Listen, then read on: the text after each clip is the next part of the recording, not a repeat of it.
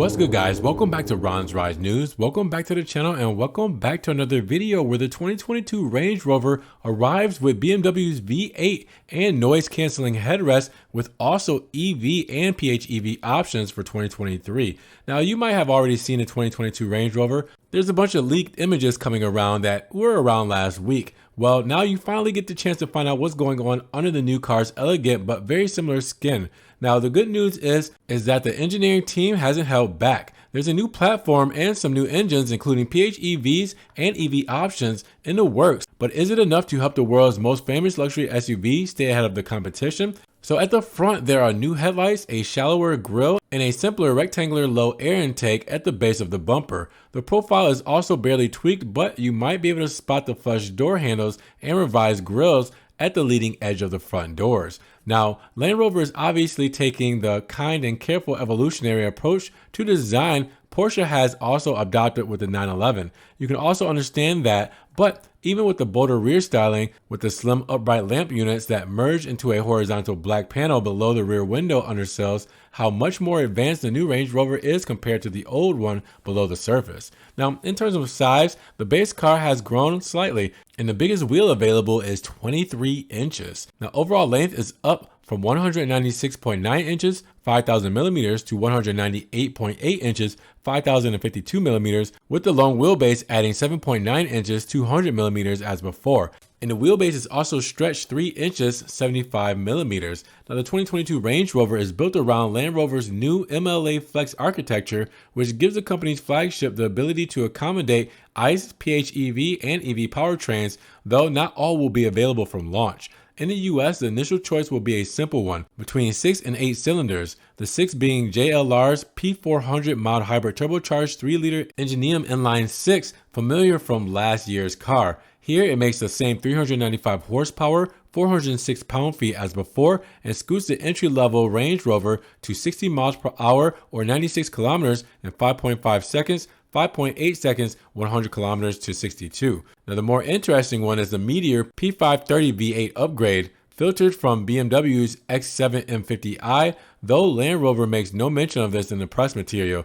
The 4.4-liter twin-turbo motor is available in one single configuration that sends 523 horsepower, 553 pound-feet to all four wheels through a ZF 8-speed automatic transmission. Now, that's good for a 0 to 60 in 4.4 seconds or 4.6 seconds to 100 kilometers an hour. Now, European buyers can also get the option of a 296 horsepower D300 and 345 horsepower D350 3-liter 6-cylinder diesels, but oil burners make no appearance in the US lineup this time around. Now, the little guy delivers 479 pound-feet and needs 6.5 seconds to reach 60 miles per hour, 6.9 to 100 kilometers. Now, much is not known about the full EV versions of the Range Rover other than it lands in time for the 2024 model, but there are some details on the Land Rover's plug-in hybrid offerings, an electronically assisted 4-cylinder with a combined 398 horsepower and a pretty feasible 30-mile or 48-kilometer electric range. Now, there are two, and they offer up to 62 rated miles, 100 kilometers of emissions-free driving,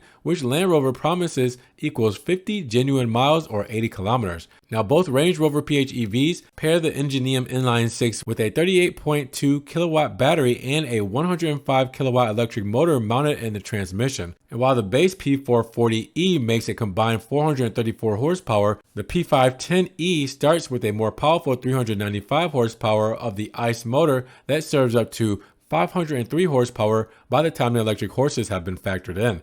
Now, Land Rover says that the P510e can hit 60 miles per hour in 5.3 seconds, 5.6 to 100. Now, two interesting points to note here is that the P510e powertrain is not mentioned by Land Rover North America, which won't be offering the PHEV at all until 2023. Now, in Europe, the P510e is only available on the short wheelbase models, and if you want the 7-seat on your long wheelbase range, even the P440e PHEV is off the menu. Now, while some of Land Rover's less expensive cars are available with two-wheel drive as the standard barrier for the brand, the big dog comes standard with all-wheel drive, and is not always active. However, the front axle disconnecting between 21 miles per hour and 100 miles per hour, except near freezing temperatures and when traction is limited. And the system can be configured to suit different conditions via terrain response controller, and also standard is active rear differential to help in the rough plus rear wheel steering, which could also be useful when off-roading, but whose real purpose is to make the Range Rover more maneuverable in town.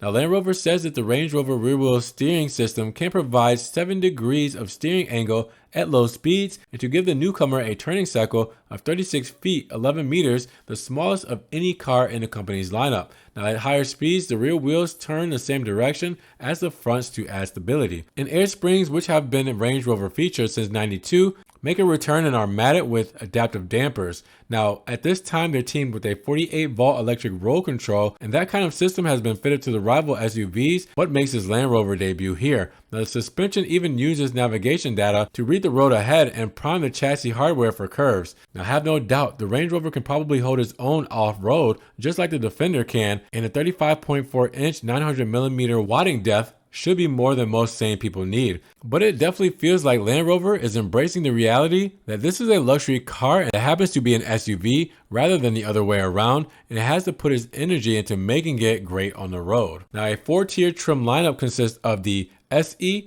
HSE, Autobiography, and First Edition, and it makes buying a 2022 Range Rover fairly straightforward, providing you have access to $104,000 or 98,000 pounds. That's how much you'll pay for the entry-level SWB SE paired with the mild hybrid 6.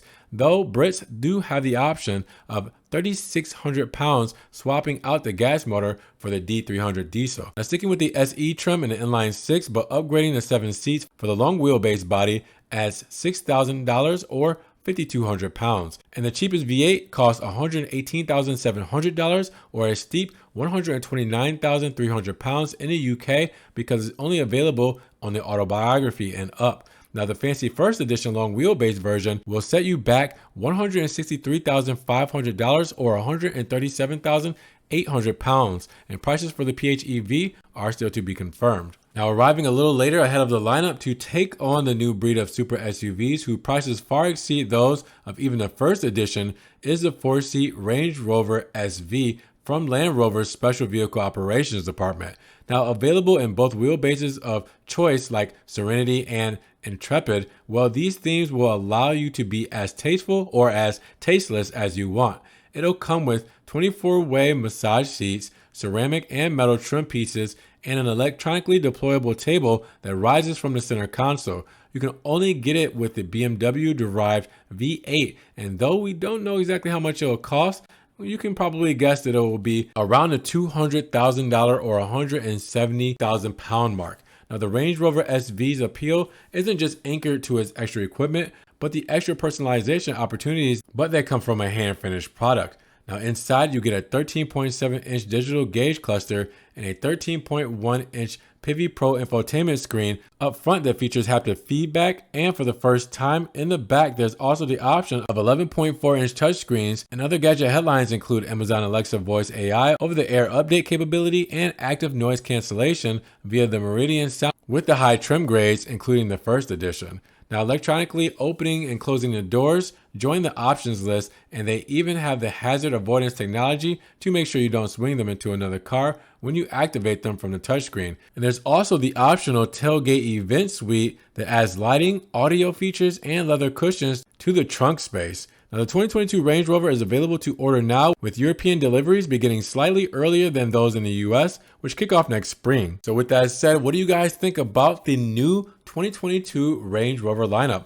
Let me know down in the comments below. And if you guys did enjoy the video today, make sure you give it a big thumbs up. Giving the video a like will help get it up in the rankings. More people can see it, and we can have a bigger discussion on this new Range Rover lineup for the 2022 and 2023 model years. Now, with that said, if you guys want to help further support the channel, always check the links down below. I have a one-time link donation for my PayPal, my Cash App, and my Venmo, just in case you guys want to donate $1 or $2 to the channel. I appreciate the love and support. You guys can also check out the Ron's Rise merch in case you want t-shirts, tank tops, hoodies, everything Ron's Rise is there. I'm also on TikTok, Facebook, Instagram, Snapchat. So everything I'm posting, car memes, pictures, and videos that doesn't always make it here to the channel. Now, make sure you guys subscribe to the channel, but click the notification bell so you don't miss one video. With that said, you guys be blessed, have a great day, and we will talk to you guys in the next Ron's Rise News video. Peace.